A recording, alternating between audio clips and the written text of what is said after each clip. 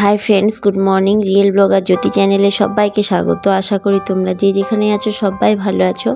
তো আমি সকাল বলতে এখন ঘড়িতে 5:30 বাজে, আর আমি নিচে সব সেরে নিচে ঘর মোছা, ঝাড় দেওয়া, উঠোন ঝাড় দেওয়া সব কিছু করে তারপরে উপরে এলাম।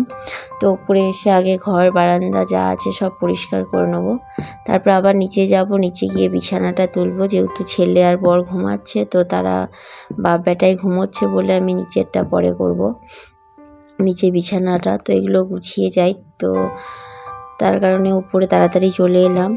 তো উপরে এসে আগে জানলাটা খুলে দিচ্ছি ঘরের, তারপরে এগুলো একটু করে ঝেড়ে ঝুড়ে গুছিয়ে নিয়ে তারপর আবার নিচে যাব। আর আমি ঘুম থেকে উঠেছি 4:30টার সময়, কারণ ঠিক রোজ 4:30টার সময় ঘুম ভেঙে যায়, তারপর আর ঘুম আসে না। আর এত ক্লান্ত লাগে, এত শরীর খারাপ করছে যে না শুয়ে থাকতে পারছি না, আবার ঘুম আসছে। তো এক সময় মনে হচ্ছে আমাকে যখন উঠতেই হবে, তাড়াতাড়ি না উঠলে সব কাজ সেরে উঠতে পারবো না সব টাইমে। তো তার জন্য আর ঘুমও আসছে না, যে না উঠেই পড়ি। তার ফলেই 5টার সময় উঠে পড়েছি। 4:30টার সময় ঘুম ভেঙেছে, আধ ঘন্টা বিছানায় গড়াগড়ি করছিলাম, দিয়ে তারপরে উঠে পড়েছি 5টার সময়। তো উঠে আমার নিচে সব পরিষ্কার হয়ে গেছে, দিয়ে খালি বিছানাটা আমার বাকি আছে তুলতে, দিয়ে আমি উপরে চলে এসেছি। তো উপরে এসে খাটের বিছানাটা একটু ঝেড়ে নিলাম, জানলাটা খুলে দিলাম, তারপরে এই জিনিসগুলো টুকটাক করে ঝেড়ে নেবো। আর তারপরে একটা টেবিলে একটা কিছু হোক পেতে দেবো, কারণ টেবিলের কভার নেওয়া হয়নি, আর এই পেপারটা নষ্ট হয়ে গেছে। তো ভাবছি এই পেপারটা বাদ দিয়ে কিছু একটা পাতবো। তো অ্যাট ফার্স্ট ভাবলাম আগে একটা ওড়না আছে, ওড়নাটা পেতে দিই, তারপরে ভাবলাম ওড়নাটা তো আমার নেওয়া হবে, থাক, তার থেকে অন্য কিছু একটা দিই। তো আমি একটা নাইটি খুঁজে পেলাম, এই দেখো আমার ছেঁড়া নাইটি। তো যেই অংশটা ভালো আছে সেইটুকু আমি কেটে দিলাম, দিয়ে তারপর ওইটুকুই ভাঁজ করে আমি টেবিলটাতে বসিয়ে দিয়ে পেতে দিলাম। তো খারাপ লাগছে না, যাই হোক কাজ চলুক, এখন যখন টেবিলের কভার নেবো তখন নেবো।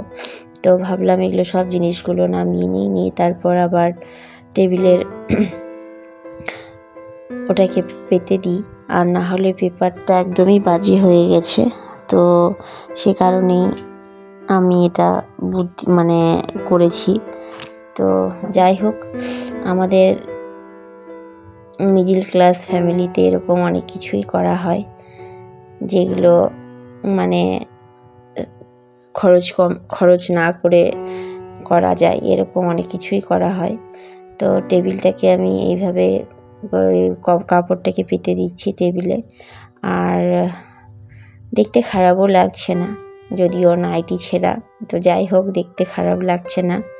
তো কাগজটা এতটাই খারাপ হয়ে গেছিলো, ছিঁড়ে গেছিলো, তার ফলে এটা পেতেছি বলে খারাপও লাগছে না। তো কয়দিন কাজ চলুক, তারপর আবার একটা টেবিল কভার নেবো। তো ঠিকঠাক করে এটা বসিয়ে দিই। আর আমি যে কাজটাই করি সবটা একদম নিখুঁতভাবে করার চেষ্টা করি, তার ফলে আরও বেশি আমি ক্লান্ত হই, কারণ একটা জিনিস যদি আমার কোথাও অগোছালো বা পড়ে থাকে সেটাকে আমার গোছাতে হবে, তার কারণে আমার খাটনিটাও বেশি হয়। তো দেখো আমি এখন টেবিলের কভারটাকে পেতে দিলাম, আর তারপরে একে একে জিনিসগুলো সব রেখে দেবো। আর মনিটরটা নামালাম না, কারণ মনিটরটা সব সেটিং করা আছে, তো সে কারণে আবার সব খুলতে হবে। তো না খুলে যতটা পারা যায় এইভাবেই করে নিলাম। আর তারপরে বাকিগুলো রাখবো, স্পিকার, একটা গণেশ ঠাকুরের শোপিস আছে সেটাও রেখে দেবো, বাকিগুলো ঠিকঠাক করে রেখে দেবো। আর সত্যি কথাই যে আমি এমনিতেই আমার আগে থেকেই বা ছোট থেকেই আমার ঘুম কম, তেমনই আমার ছেলেও হয়েছে। আর এখন বিয়ের আগে যাও ঘুমোতাম, রাতে যদি খুব রাতেও ঘুমাতাম তো সকাল টাইমটা পুষে যেত, কারণ সকালে দেরিতে উঠতাম আর মাই সব করতো, তার কারণে চাপ ছিল না।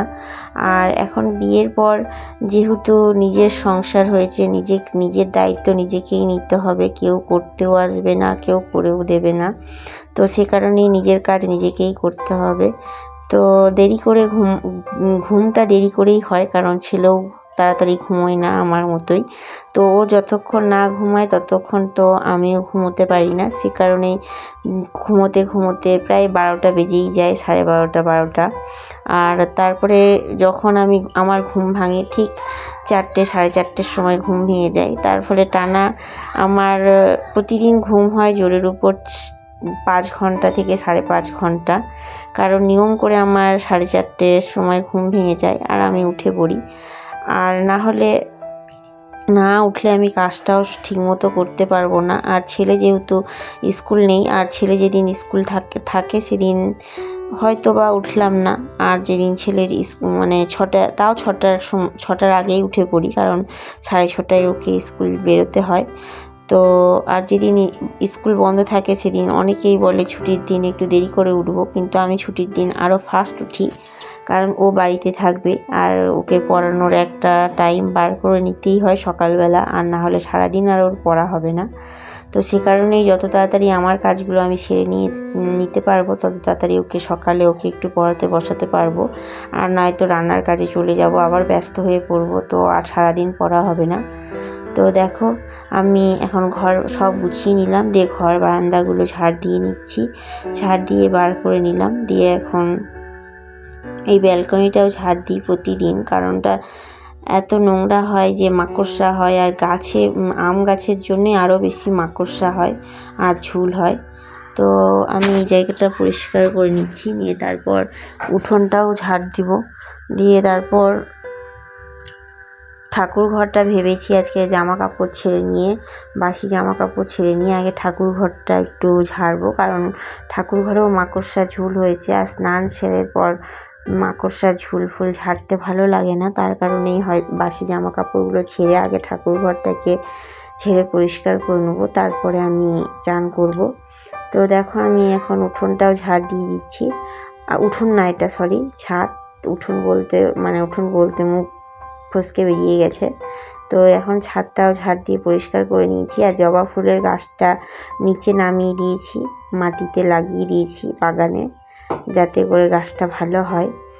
তো ছাদের মধ্যে ভালো হচ্ছিল না, অল্প মাটিতে বা চেঞ্জ করতে হতো, টবটা নষ্ট হয়ে গেছে। তো সে কারণেই ভাবলাম তাহলে নিচেই দিয়ে দাও। তো বর বললো তাহলে নিচে দিয়ে দিই, তো নিচে দিয়ে দিয়েছে। আর দিয়ে তারপর ছাদটা ঝাড় দিয়ে আমি চলে এলাম। এসে আমি এখন ঘরটা ঝাড় দিয়ে নিয়েছি, সব ঝাঁটা দিলাম, এখন মুছে নিচ্ছি। তাহলে তোমরাই বলো যে দিনে 5 ঘন্টা ঘুমোলে তা কার শরীর ভালো থাকে।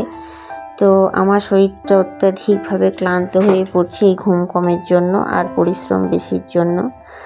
তো জানি না ভিডিওটা তোমাদের কেমন লাগবে, যদি ভালো লেগে থাকে প্লিজ লাইক শেয়ার সাবস্ক্রাইব করো, আর ভালোবেসে আমার পাশে থেকো। তোমাদের একটা লাইক আমাকে পরবর্তী ভিডিও বানাতে খুব মোটিভেট করে, তো একটা লাইক দিও। আর এই দেখো আমি এখন ঘরটাও মুছে বার করছি, তারপরে বারান্দাটা মুছে তারপর আমি আগে বললাম না যে আগে কাপড় ছেড়ে আমি ঠাকুর ঘর পরিষ্কার করবো, আর সেটা তোমাদেরকে ভিডিও করে দেখানো হয়নি, কারণ খুব তাড়াতাড়ি করছিলাম বলে আমার আর ভিডিও করা হয়নি। ভিডিও করলে আবার ক্যামেরাটাকে ঠিকঠাক বসাতে হবে, তারপরে জিনিস অগোছালো করলে আবার সেগুলো গোছানো, তো টাইমটা বেশি লাগবে।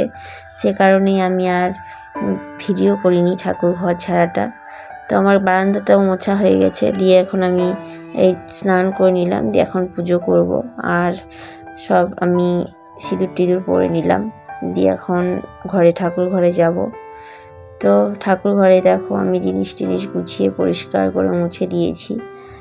আর তারপরে এই ঠাকুর ঘরের দরজাটা খুলবো, আর শাশুড়ি মা এটা খুব জোর লাগিয়ে দেয় ইঁদুর ঢোকে বলে, কারণ তছনছ করবে বলে। তো আগে ঠাকুরের সিংহাসনের দরজাটা খুলে দিলাম, দিয়ে ঠাকুরগুলোকে একটু ঝেড়ে মুছে নিলাম, দিয়ে তারপর আমি ছাদে চলে এলাম। ছাদে এসে কাপড়টা মেলবো, আর তার সাথে ভাবলাম 1 বালতি জল নিই, দিয়ে একটু গাছগুলোতে জল দিই, কারণ সারাদিন আর জল দিই না, দিনে একবারেই দিই, খালি সকাল টাইমটা। আর দিয়াই ফালতু হয়েছে, কারণ আমি জল দেওয়ার পর কিছুক্ষণ পর আবার ঝেড়ে বৃষ্টি চলে এসছে। তো আমার অনেকগুলো কাপড় আজকে কেচে ফেলেছি, কারণ জানি না যে বৃষ্টি হবে, আর হলে জানলে হয়তো কাপড় কাচতাম না। আর আমি যখন কাপড় কাচি তখন একটু মিকমিক ছিল, তো ভাবছিলাম যে রোদ হয়তো উঠবে, দুদিন ধরে একটু মিকমিক করছে আর রোদ ঠিক উঠবে, তো উঠলো না, বৃষ্টি চলে এলো শেষমেশ। তো আমি সব আবার তুলতে হচ্ছিল, দিয়ে এখন কাপড়গুলো মেলে নিলাম, দিয়ে এখন আমি ফুলগুলো একটু তুলে নিচ্ছি, দিয়ে তারপর পুজোটা সারবো। পুজো সেরে আমি নিচে যাব। আর ছেলে আজকে অনেকক্ষণ ঘুমিয়েছে, তো ঘুম থেকে উঠেই বলছে খিদে পেয়েছে, তো ওকে আগে একটুখানি হরলিক্স বিস্কুট দেবো, তারপর আমি পুজো সারবো, দিয়ে মন্দিরে যাব। আর ফুলটাও তুলে নিচ্ছি। আর এখানে এখন আজকে দেখছি দুদিন থেকে রাত্রেবেলা বৃষ্টি হলে এই ফুলগুলো কম ফুটছে, তো বৃষ্টির কারণে ফুলগুলো বেশি হয়নি, কমই হয়েছে। তো ফুলটা তুলে নিয়ে তারপর পুজো সেরে নেবো। আর আমি তোমাদেরকে আজকে পুজো বা অন্যান্য কিছু ডিটেলে অত দেখালাম না, তো আজকে এইটুকুই দেখাবো। তো পাশে থেকো সবাই, আরও একবার বলছি। তো আমার পুজো কমপ্লিট হয়ে গেছে, দেখো। তো আজকের জন্য এইটুকুই। সবাই ভালো থেকো, সুস্থ থেকো, টাটা, আবার দেখা হবে পরের ব্লগে।